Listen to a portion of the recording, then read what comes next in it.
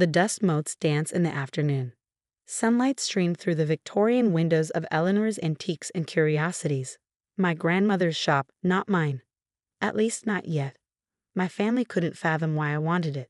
My name is Clara Bennett, and this is how my grandmother's so-called worthless inheritance changed everything. You can't be serious about keeping this place, my sister Lydia said, wrinkling her nose at the cluttered shelves. It's literally full of other people's junk. I ran my hand along a mahogany sideboard, remembering how Grandma Eleanor had taught me to spot genuine Chippendale from reproductions. It's not junk, I replied. Every piece has a story. Lydia laughed. Stories that won't pay the property taxes. God, Clara, you have an MBA from Stanford. You could be running Dad's investment firm, not playing shopkeeper with Grandma's trash.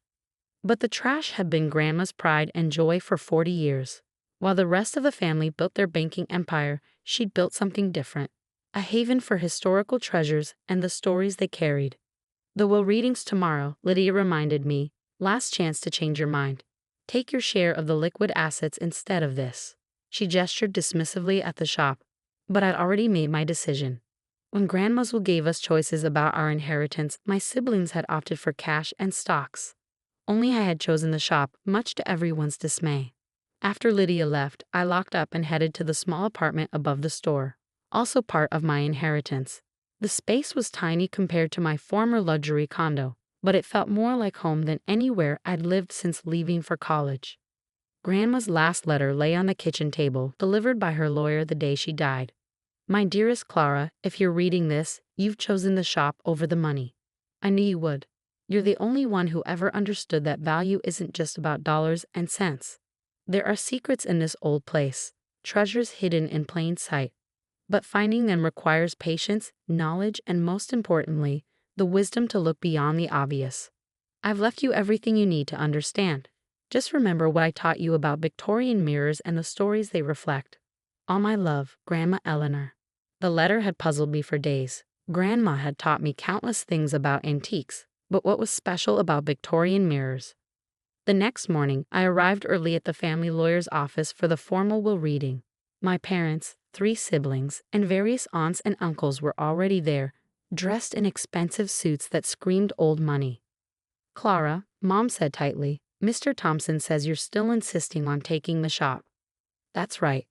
But darling, Dad interjected, be reasonable. Your share of the liquid assets would be over $5 million. That shop barely breaks even. I've made my decision. Yes, my brother Daniel sneered, we know, throwing away your future to play with Grandma's dusty antiques. At least you're making everyone else's share bigger. Mr. Thompson cleared his throat. Shall we begin? The will reading was exactly what we expected. Grandma's considerable fortune, built from her family's railroad money, was divided among those who chose cash.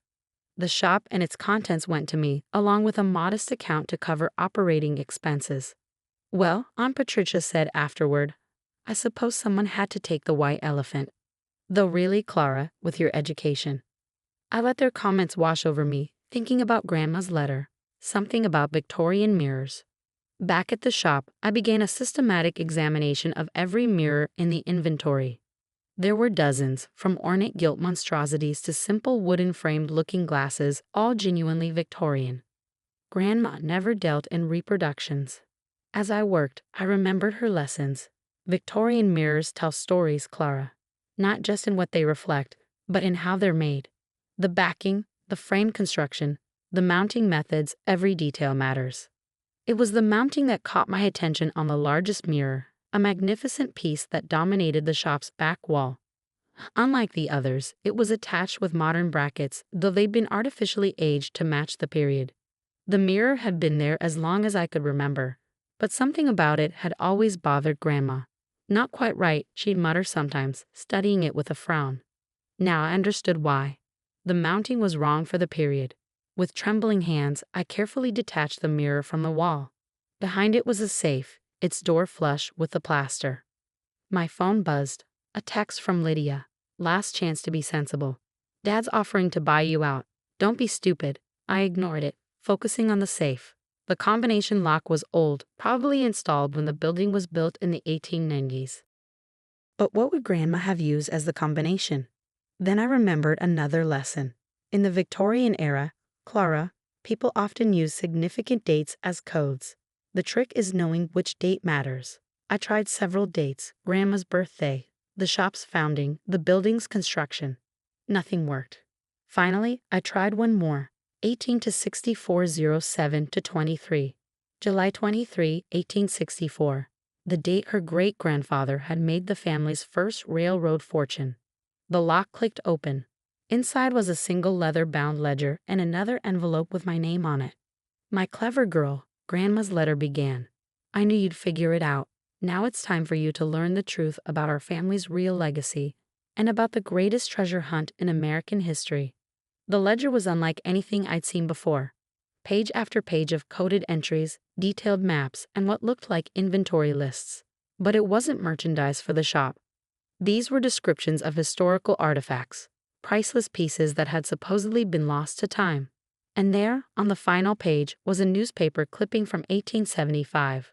"Railroad Baron's collection vanishes.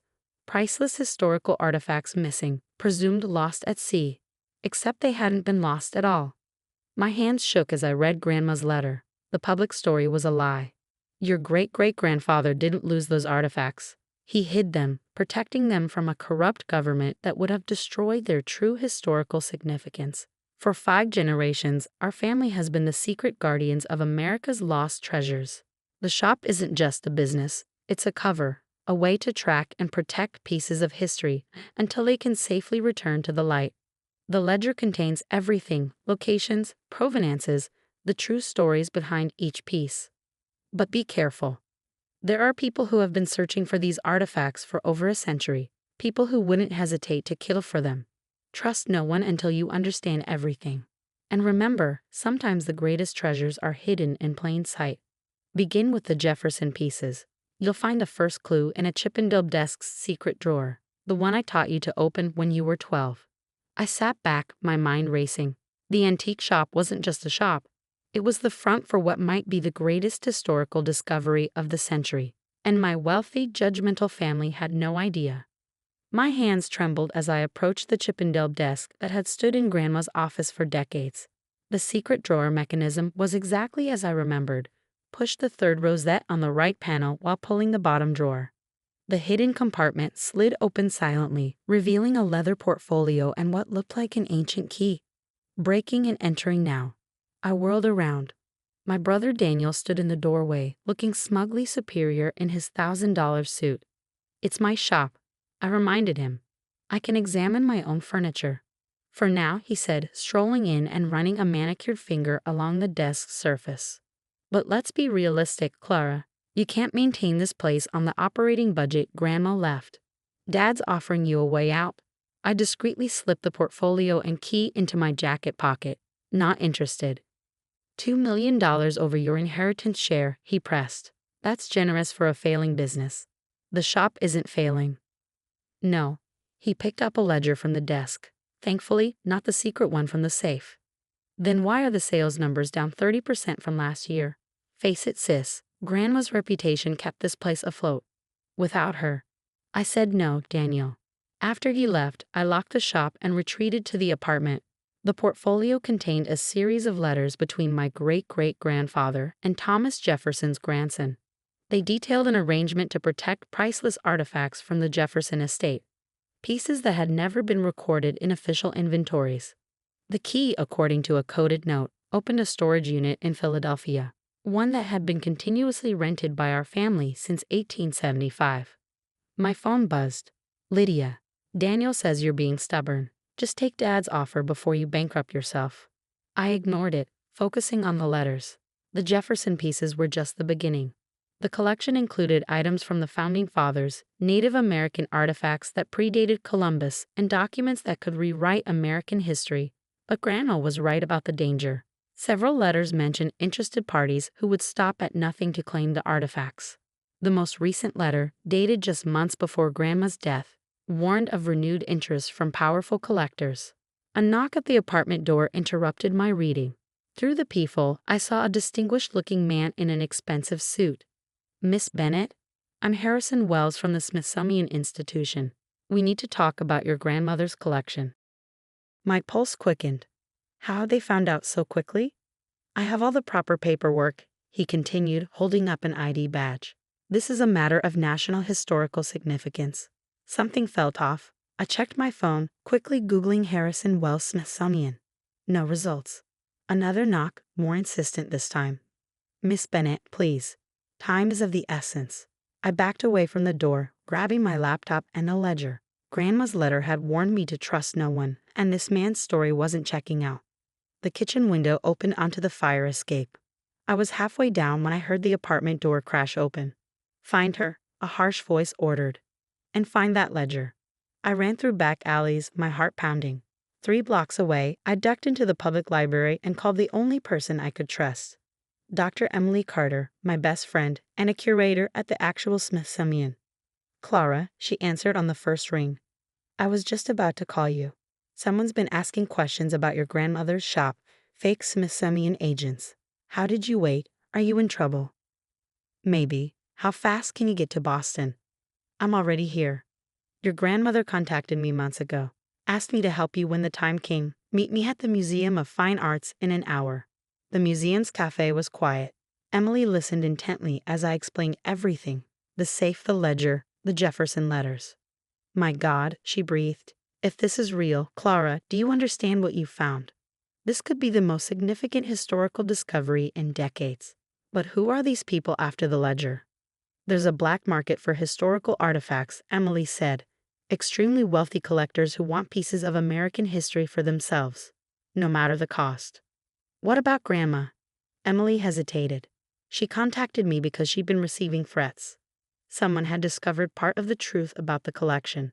She needed help authenticating and protecting the artifacts when they were finally revealed. Why didn't she tell me? To protect you. She wanted to make sure you chose the shop for the right reasons, not out of obligation. My phone buzzed again. Dad this time. Clara, this is ridiculous. The shop was robbed. File an insurance claim and take our offer. The robbery was already being used to pressure me into selling. But they had no idea what they were really pressuring me to give up. Emily, I need your help. That storage unit in Philadelphia. She grinned. Already got a team ready. Official Smithsonian expedition. We can be there tomorrow. The next 24 hours changed everything. The storage unit contained exactly what the letters had promised. An astonishing collection of historical artifacts, perfectly preserved. Thomas Jefferson's personal scientific instruments, Benjamin Franklin's unpublished manuscripts, Native American relics that predated known settlements. This is unprecedented, Emily's authentication team declared. The historical significance is beyond calculation. News of the discovery exploded across media outlets. Lost American treasures found in antique shop. Historian's dream. Priceless artifacts preserved by secret family legacy. My family's reaction was predictable. You knew about this, Daniel accused during an emergency family meeting. That's why you wouldn't sell. No, I corrected him. I chose the shop because I loved it, just like Grandma did. The treasures were a bonus. The attempted robbery was revealed as the work of private collectors who had been searching for the artifacts for generations. The FBI arrested Harrison Wells and his team. They'd been behind similar heists at other historical sites.